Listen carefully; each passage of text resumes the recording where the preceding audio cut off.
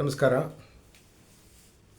ಕಳೆದ ವಿಡಿಯೋಗಳನ್ನ ನೋಡಿ ಸಬ್ಸ್ಕ್ರೈಬ್ ಮಾಡಿ, ಶೇರ್ ಮಾಡಿ, ಲೈಕ್ ಮಾಡಿದ್ದಕ್ಕೆ ನನ್ನ ಧನ್ಯವಾದಗಳು.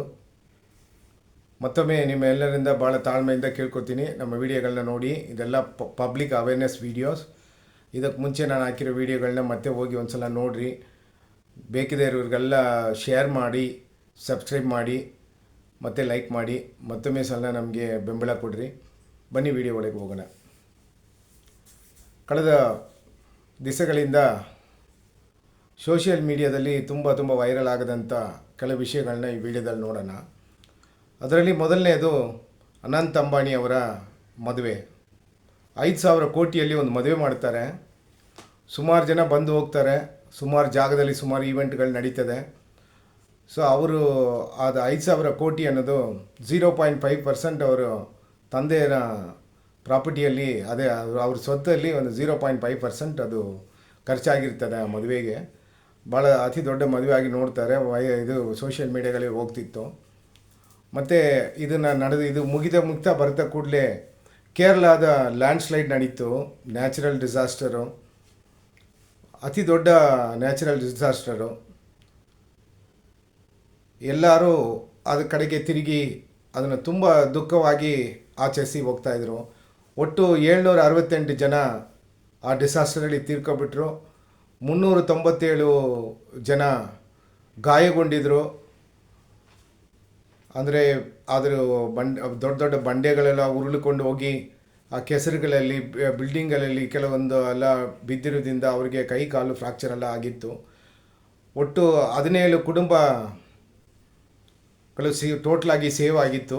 ಅಂದರೆ ಅವ್ರನ್ನ ಕುಟುಂಬಗಳನ್ನ ಕಾಪಾಡಿದರು.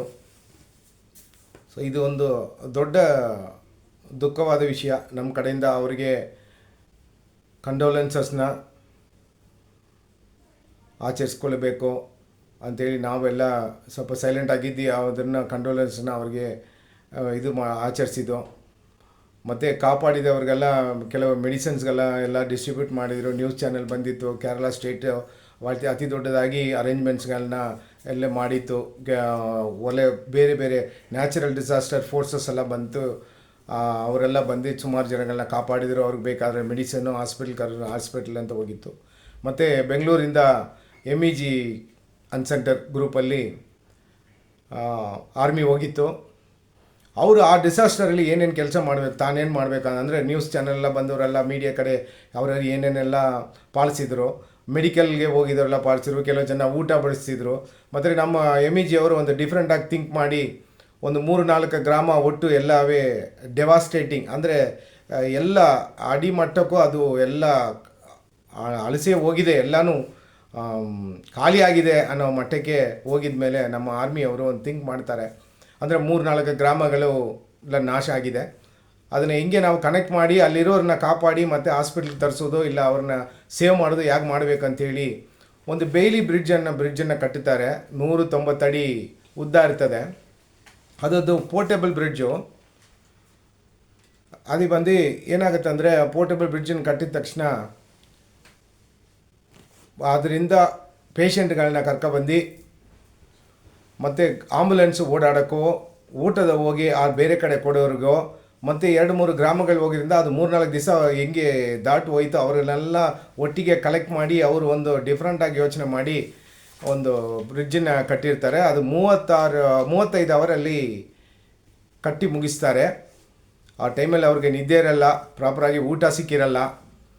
ಅಂಥ ಒಂದು ಪರಿಸ್ಥಿತಿಯಲ್ಲಿ ಅವರು ಒಂದು ದಾಖಲೆಯನ್ನು ಮಾಡ್ತಾರೆ ಆ ಜಾಗದಲ್ಲಿ. ಅದು ಎಲ್ಲರನ್ನೂ ಸೇರಿ ಮತ್ತು ಮೆಡಿಕಲ್ನ ಮತ್ತು ಅವರು ಯಾರೆಲ್ಲ ಜೀವ ಸಹಿತ ಇದ್ದರು ಅವ್ರನ್ನೆಲ್ಲ ಕಾಪಾಡೋಕ್ಕೆ ಅತಿ ದೊಡ್ಡ ಇದಾಗಿತ್ತು. ನಮ್ಮದು ಆರ್ಮಿನೇನು ಅಷ್ಟೊಂದು ಕಡಿಮೆ ಇಲ್ಲ, ಇಡೀ ಜಗತ್ತಿನಲ್ಲೇ 4ನೇ ಪವರ್ಫುಲ್ ಆರ್ಮಿ ನಮ್ಮದು. ಸೊ ಅವ್ರಿಗೂ ಎಲ್ಲ ಒಳ್ಳೆ ನಾವು ಬೆಂಬಲ ಕೊಡಬೇಕು. ಈ ಥರ ಮಾಡಿದ್ದಕ್ಕೆ ಭಾಳ ಅಪ್ರಿಷಿಯೇಟ್ ಮಾಡ್ತೇವೆ ನಮ್ಮ ಕಡೆಯಿಂದ. ಮತ್ತು ಇದನ್ನು ನೋಡಿ ನಾವು ತಿರುಗಿ ಇದನ್ನೆಲ್ಲ ಸರಿಯಾದ ಕೂಡಲೇ ಅದನ್ನು ಒಂದು ಲೆವೆಲ್ಗೆ ಬಂದ ಮೇಲೆ ಅದು ಆ ವಿಷಯ ಏನಾಯಿತು ಅಂತಲೂ ಗೊತ್ತಿಲ್ಲ. ಇಡೀ ಇಂಡಿಯಾನ ನೋಟದೆಲ್ಲ ಬಂದು ಈಗ ಕಲ್ಕಟ್ಟಾದಲ್ಲಿ ಆಗಿರುವ ಸ್ಥಿತಿ ಮೇಲೆ ಆ ಪೋಸ್ಟ್ ಗ್ರ್ಯಾಜುಯೇಟ್ ಡಾಕ್ಟರ್ ಮಾಡಿರೋ ಹತ್ಯೆ ಮೇಲೆ ಹೋಗ್ತಾ ಇದೆ. ಎಲ್ಲರೂ ಇದನ್ನು ಅವ್ರ ಮೇಲೆ ಇದೆ. ಇಡೀ ಇಂಡಿಯಾನೇ ನೋಡುತ್ತೆ. ಏನಕ್ಕೆ ಹಂಗೆ ನೋಡುತ್ತೆ ಅಂದರೆ ಅವ್ರನ್ನ ರೈಟ್ಸ್ನ ಕೇಳಿ ಪಡ್ಕೋತಾರೆ. ಅಂದರೆ ಇವರು ಒಂದು ಘಟನೆ ನಡೆದ ಕೂಡಲೇ ಕಲ್ಕಟ್ಟಾದಲ್ಲಿ ಈ ಮೆಡಿಕಲ್ ಕಾಲೇಜ್ ಹಾಸ್ಪಿಟ್ಲಲ್ಲಿ ನಡೆದ ಘಟನೆ ಕೂಡಲೇ ಅವರು ಯಾರು ಸ್ಟೆಪ್ ತೆಗಿತಾರೋ ಇಲ್ವೋ ಅವ್ರ ಜೊತೆಯಲ್ಲಿರೋ ಸ್ಟೂಡೆಂಟ್ ಎಲ್ಲ ಮುಂದೆ ಬಂದು ಅವ್ರನ್ನ ರೈಟ್ಸ್ನ ಕೇಳೋಕ್ಕೆ ಎಲ್ಲರ ಜೊತೆಯಲ್ಲಿ ಟ್ರೈ ಮಾಡ್ತಾರೆ. ಅವರು ಭಾಗವಹಿಸ್ತಾರೆ, ಬೇರೆಯವ್ರನ್ನ ಭಾಗವಹಿಸ್ತಾರೆ, ಬೇರೆ ಸ್ಟೇಟನ್ನು ಅವ್ರನ್ನ ಭಾಗವಹಿಸ್ತಾರೆ. ಇಡೀ ಇಂಡಿಯಾದಲ್ಲಿ ಅದೇ ಒಂದದಾಗಿ ಎಲ್ಲ ಸ್ಟೇಟ್ನೆಲ್ಲ ಡಾಕ್ಟ್ರೆಲ್ಲ ಒಟ್ಟಿಗೆ ಸೇರಿ ಒಂದು ಬಾಯ್ಕಾಟ್ನ ಮಾಡಿ, ಒಂದು ಸ್ಟ್ರೈಕ್ನ ಮಾಡಿ ಅವ್ರಿಗೆ ಅವ್ರ ರೈಟ್ಸ್ನ ಪಡೀತಾರೆ. ಆವಾಗ ಈ ಕೇಸು ಸುಪ್ರೀಂ ಕೋರ್ಟಲ್ಲಿ ಹೋಗುತ್ತೆ, CBI ತಗೋತಾರೆ. ಮತ್ತು ಅದು ಹೆಂಗೆ ನಡೀತು ಏನು ನಡೀತು ಅಂತ ಮಾಡಿದ್ರು. ಈ ವಿಷಯನ ನಾವು ಸುಮಾರು ವಿಷಯ ಮಾತಾಡಿದ್ವಿ, ಇದರಲ್ಲಿ ಸುಮಾರು ವೀಡಿಯೋಗಳಲ್ಲಿ ಮಾತಾಡಿದ್ದೀವಿ. ಅಂದರೆ ಎಲ್ಲದಕ್ಕೂ prevention is better than cure ಅಂಥೇಳಿ, ವಾಸಿ ಪಡೋಕ್ಕಿಂತ ಅದು ಆಗದೆ ತಡೆ ಮಾಡೋದು ಒಳ್ಳೆಯದು ಅಂತ ನನ್ನ ಅಭಿಪ್ರಾಯ. ಅದೇ ಥರ ನಮ್ಮ ವೀಡಿಯೋಗಳನ್ನ ಕೆಲವು ಸೊಸೈಟಿಗಳು ನಡೆದ ಕೆಲವು ವಿಷಯಗಳಲ್ಲಿ ನಡೆದ ಘಟನೆಗಳನ್ನ ಅವ್ರಿಗೆ ಯಾವ ಥರ ಬೇಕಾಗಿತ್ತು, ಅದರಿಂದ ಯಾವುದೇ ತಪ್ಪಿರ್ಬೋದು, ಯಾವ ಥರ ಅಪಘಾತ ಬರುತ್ತೆ, ಅದರಿಂದ ಹೆಂಗೆ ತಪ್ಪಿಸಿ ಇರೋದು ಅಂತ ಹೇಳಿ ಕೆಲವು ಅವೇರ್ನೆಸ್ ವೀಡಿಯೋಗಳನ್ನ ನಾನು ಮಾಡಿದ್ದೀನಿ. ಅದರಲ್ಲಿ ಬೆಸ್ಟ್ ವೀಡಿಯೋಸ್ ಅಂದರೆ ವುಮೆನ್ಸ್ ರೈಟ್ಸು, ಇಂಡಿವಿಜುವಲ್ ರೈಟ್ಸು, ಈಕ್ವಾಲಿಟೀಸು, ಮಕ್ಕಳಿಗೆ ಏನು ಅವ್ರ ತಲೆಯಲ್ಲಿ ಒಂದು ಬಿತ್ತನೆ ಹಾಕಬೇಕಾದ್ರೆ ಅದನ್ನು ಕಳೆ ಹೆಂಗೆ ತೆಗಿಬೇಕು, ಆ ಬಿತ್ತನೆ ಹೆಂಗೆ ಇಡಬೇಕು, ಅದು ನೀರು ಕೊಟ್ಟು ಆ ಬಿತ್ತನೆನ ಹೆಂಗೆ ನಾವು ಗಿಡದ ಮರ ಅಂತ ಬೆಳೆಸೋದು ಅಂತೆಲ್ಲ ಅವೇರ್ನೆಸ್ ವೀಡಿಯೋ ಎಲ್ಲ ಮಾಡಿದ್ದೀವಿ ಸುಮಾರು. ಸೊ ಈ ಹಳೆ ವೀಡಿಯೋಗಳನ್ನ ನೀವು ಹೋಗಿ ನೋಡಿರಿ, ಅದು ನಿಮಗೆ ಗೊತ್ತಾಗಿರ್ತದೆ ಹೆಂಗೆ ಇರುತ್ತೆ ಅಂತೇಳಿ. ನಮ್ಮ ವೀಡಿಯೋದಲ್ಲಿ ಆಚರಿಸುವಾಗ ಅವೇರ್ನೆಸ್ ಅನ್ನೋದು ಏನು ಅಂಥೇಳಿ ನಿಮಗೆ ಗೊತ್ತಾಗಬೇಕು. ಇನ್ನೂ ಸ್ವಲ್ಪ ಕೆಲವು ಅವೇರ್ನೆಸ್ಗಳು ಬರಬೇಕು. ಅದರಿಂದ ನಾನು ಭಾಳ ತಾಳ್ಮೆಯಿಂದ ನಿಮ್ಮನ್ನ ಈ ಅವೇರ್ನೆಸ್ ವೀಡಿಯೋಗಳನ್ನ ಹೋಗಿ ನೋಡಿ, ಮತ್ತು ನಮ್ಮ ವೀಡಿಯೋನ ಶೇರ್ ಮಾಡಿ, ಸಬ್ಸ್ಕ್ರೈಬ್ ಮಾಡದೇ ಮಾಡಿಸಿ, ಅವ್ರಿಗೂ ಸ್ವಲ್ಪ ಇನ್ನೂ ಮುಂದೆ ಹೋಗಿ ಈ ವಿಡಿಯೋಗಳ ಬಗ್ಗೆ ಹೇಳಿರಿ. ಇದು ನಡೆದೇ ಇರುವಂಥ ಒಂದು ವಿಷಯ, ಇದು ನಡೆದೋಗಿತ್ತು, ಅದಕ್ಕೋಸ್ಕರ ನಾವು ದುಃಖ ಬೀಳ್ತೀವಿ ಎಲ್ಲನೂ. ಇದಕ್ಕೆ ಮತ್ತು ಎಲ್ಲರನ್ನೂ ಇನ್ನೊಂದು ಸಲ ತಾಳ್ಮೆಯಿಂದ ನಾನು ಕೇಳ್ಕೋ ವಿಷಯ ಯಾವುದಂದರೆ, ಇದು ಒಂದು ಪಬ್ಲಿಕ್ ಅವೇರ್ನೆಸ್ ವೀಡಿಯೋ. ಇದರಲ್ಲಿ ಯಾರು ಏನೂ ಆಗಬಾರ್ದು, ಎಲ್ಲರೂ ಒಂದೇ ಸಮ, ಎಲ್ಲ ಈಕ್ವಾಲಿಟಿ. ಪ್ರತಿಯೊಬ್ಬರು ಈ ಸೊಸೈಟಿಯಲ್ಲಿ ಒಂದೊಂದು ಐಡೆಂಟಿಟಿ, ಅವರವರ ಐಡೆಂಟಿಟಿನ ನಾವು ಅವರವ್ರನ್ನ ಪಾಲಿಗೆ ಬಿಡಬೇಕು. ಅವ್ರು ಹೆಂಗೆ ಬೆಳಿಬೇಕು ಅದಕ್ಕೆ ಬೇಕಾದ್ರೆ ಒಂದು ಮಾರ್ಗದರ್ಶನವನ್ನು ಕೊಡಬೇಕು. ಇದು ಕೆಟ್ಟದಕ್ಕಲ್ಲ, ಒಳ್ಳೆಯದಕ್ಕೆ. ಮತ್ತು ಈ ಪಬ್ಲಿಕ್ ಅವೇರ್ನೆಸ್ ವೀಡಿಯೋದಲ್ಲಿ ನಾವು ಇನ್ನೊಂದು ಸಲ ವೀಡಿಯೋನ ಏನು ಮಾಡಿದ್ದೀವಿ ಅಂದರೆ, ಒಂದು ವರ್ಕ್ ಫೋರ್ಸ್ ಎನ್ವೈರ್ನ್ಮೆಂಟ್ ಹೆಂಗಿರ್ತದೆ ಅಂತೇಳಿ ಹೇಳಿದ್ದೀವಿ. ಅಂದರೆ ನಾವು ವರ್ಕ್ ಮಾಡೋ ಜಾಗದಲ್ಲಿ ನಮ್ಮ ಸುತ್ತಲೂ ಏನು ನಡೀತೆ ಅಂತ ಹೇಳಿ ನಾವು ಫಸ್ಟು ತಿಳುವಳಿಕೆ ಮಾಡ್ಕೋಬೇಕು. ಅದನ್ನು ತಗೊಂಡು ನಮ್ಮ ಭಾಳ ಹತ್ರ ಇರುವಂತಹ ನಂಬಿಕೆ ಜಾಸ್ತಿ ಇರುವಂಥವ್ರ ಹತ್ರ ಹೋಗಿ ನಾವು ಅದನ್ನು ಪಾಲಿಸಬೇಕು. ಅದನ್ನು ಹೋಗಿ ಏನು ಎತ್ತಗ ಅಂತೇಳಿ ವಿಚಾರ ಮಾಡಿ ಅಕ್ನಾಲೇಜ್ ಮಾಡಬೇಕು. ಹಾಗಾದರೆ ನಾವು ಹೆಂಗಿರ್ತೀವಿ ಅಂತ ಅವರಿಗೆ ಗೊತ್ತಾಗುತ್ತೆ. ಇಲ್ಲಾಂದರೆ ನಾವು ಈ ಕಷ್ಟದಲ್ಲಿ ಇರುವೆ ಅಂತ ಅವ್ರಿಗೆ ತಿಳುವಳಿಕೆ ಬರುತ್ತೆ.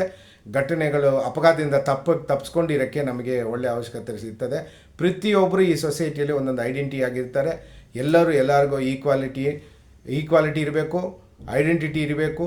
ಮತ್ತು ಅವರು ಹೆಂಗೆ ವರ್ಕ್ ಫೋರ್ಸಲ್ಲಿ ಯಾವ ಥರ ಇರ್ತಾರೆ, ಇಂಡಿವಿಜುವಲ್ ರೈಟ್ಸ್ ಅನ್ನೋದು ಏನು, ಮತ್ತು ವುಮೆನ್ಸ್ ರೈಟ್ಸ್ ಏನಿದ್ರಂತ ಒಂದು ತಿಳ್ಕೊಳ್ಳಿಕ್ಕೆ ಅಂತ ಮಾಡಿದ್ರೆ ಇಂಥ ಘಟನೆಗಳನ್ನ ನಾವು ತಪ್ಪಿ ಇರ್ಬೋದು. ಇಂಥ ಘಟನೆ ಆಗೋದಿಲ್ಲ. ಯಾಕಂದರೆ ಇದು ನಿಮ್ಗೆ ಸುಮಾರು ಸಲ ಹೇಳಿದ್ದೀನಿ, ಈ ಜಗತ್ತಿನಲ್ಲಿ ಟೆಕ್ನಾಲಜಿ ಅತಿ ದೊಡ್ಡದಾಗಿ ಇದನ್ನು ಪ್ಲೇ ಮಾಡುತ್ತೆ. ಸೊ ಅದನ್ನು ಟೆಕ್ನಾಲಜಿ ಅನ್ನೋದು ಏನಂದರೆ ಎರಡು ಕಡೆ ಚೂಪಿರುವ ಒಂದು ಕತ್ತಿ. ಎರಡು ಕಡೆ ಚೂಪಿಡುವಾಗ ಯಾವ ಹ್ಯಾಂಡ್ಲ್ ಇಲ್ಲದೆ ಎರಡು ಕಡೆ ಚೂಪಿದಾಗ ನಾವು ಆಗಬೇಕಾಗಿರೋ ಕೆಲಸ ಆಗಲ್ಲ, ಆಗದೇ ಇರೋ ಕೆಲಸ ಎಲ್ಲ ಮಾಡೋಕ್ಕೆ ಸರಿಯಾಗಿರ್ತದೆ. ಸೊ ಅದರಿಂದ ನಮಗೆ ಗಾಯಗೊಳ್ಳುತ್ತೆ. ನಮ್ಮ ಪಾಲಿಗೆ ನಮ್ಮ ಪಾಲಿಗೆ ನಮಗೆ ಕೆಟ್ಟದಾಗುತ್ತೆ. ಈ ಅಪಘಾತದಿಂದ ತಪ್ಪಿಸ್ಕೊಳ್ಳೋಕ್ಕೆ ನಮಗೆ ಅವಶ್ಯಕತೆ ಇರಲ್ಲ ಅಂಥದ್ದು ಟೆಕ್ನಾಲಜಿ. ಸೊ ವರ್ಕ್ ಫೋರ್ಸ್ ಎನ್ವೈರ್ನ್ಮೆಂಟನ್ನು ನೀವು ಭಾಳ ನೋಡಿ ಆಚರಿಸಿ. ದೊಡ್ಡ ಕಂಪನಿಗಳಲ್ಲಿ ಈ ಥರ ನಡೆಯುವ ಘಟನೆಗಳು ನಡೆಯುವಾಗ ಸಣ್ಣ ಪುಟ್ಟ ಕಂಪನಿಯಲ್ಲಿ ನಡೆಯೋಕ್ಕೆ ಸುಮಾರು ಅವಶ್ಯಕತೆಗಳಿರ್ತದೆ. ನಾವೆಲ್ಲ ಒಂದು ಮನುಷ್ಯನ ಒಂದು ಸೊಸೈಟಿಗೆ ಸೇರಿದವರು. ಯಾವುದೇ ಕಾರಣಕ್ಕೂ ನಮ್ಮಲ್ಲಿ ಡಿಫ್ರೆನ್ಷಿಯೇಷನೇ ಇರಬಾರ್ದು. ಮತ್ತೆ ಒಂದು ಒಳ್ಳೆಯ ಅವೇರ್ನೆಸ್ ವೀಡಿಯೋದಲ್ಲಿ ಭೇಟಿಯಾಗೋಣ. ನಮಸ್ಕಾರ.